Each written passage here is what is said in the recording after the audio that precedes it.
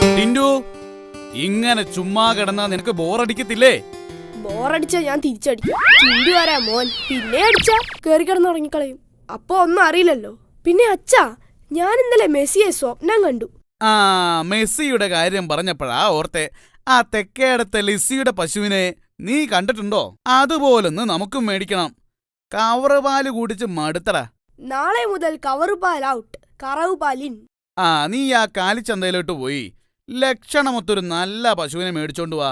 അവിടെയുള്ളൊരു മൈക്കിളിനെ ഞാൻ ഏൽപ്പിച്ചിട്ടുണ്ട്. പോത്തു മൈക്കിളെന്ന് ചോദിച്ചാ ആരും പറഞ്ഞു തരും. നല്ല പശു എന്ന് എങ്ങനെ മനസ്സിലാക്കും?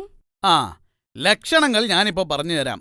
കറുത്ത നിറം, നല്ല തടി, നല്ല ഉയരം, നല്ല ഘടാഘടിയൻ, വാല് നിലത്തു തൊടണം, നിറഞ്ഞ അകിടായിരിക്കണം.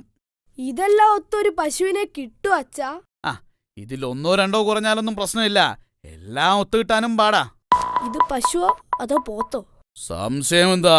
ഇത് പശുവാ. അതല്ല, ഞാൻ ചേട്ടന്റെ കാര്യമാ ചോദിച്ചത്. അല്ല ചേട്ടാ, ചേട്ടനാണോ ഈ തോക്ക് കൈമൾ? തോക്ക് കൈമളല്ല, പോത്തു മൈക്കിൾ. ആ അതന്നെ, അത് ചേട്ടനാണോ? ആ, തോമസിന്റെ മോനല്ലേ? പശുവിനെ വേണമല്ലേ? ആ, ശരി, നോക്കിക്കോ. ഹാ, ഇത് കൊള്ളാമല്ലോ. ചേട്ടാ, ഇത് പെയിന്റ് അടിച്ചതൊന്നല്ലോ? ഛേ, ഇത് നല്ല ഒന്നാം തരം ജേഴ്സിയാ. ഹാ, ജേഴ്സി ഇട്ടതാണല്ലേ? ഞാൻ കരുതി ഒറിജിനൽ കളറാണെന്ന്. കറുത്ത നിറം, നല്ല പൊക്കം, തടി. അതുണ്ട്. അത് ഓക്കെ. അത് പിന്നെ സാരില്ല. ചേട്ടാ, ഇത് മതി.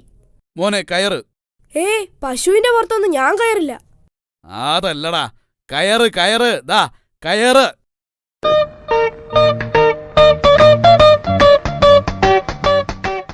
എവിടുന്ന് കിട്ടി ഈ പഴയ പശുവിനെ? ഇത് പഴയതാണെന്ന് ആര് പറഞ്ഞു? ഇപ്പം വാങ്ങിയ പുത്തൻ പശുവാ. അല്ല, ബ്ലാക്ക് ആൻഡ് വൈറ്റ് ആണല്ലോ, അതുകൊണ്ട് ചോദിച്ചതാ. ആ, എത്തിയോ മിടുക്കൻ? കൊള്ളാമല്ലോടാ.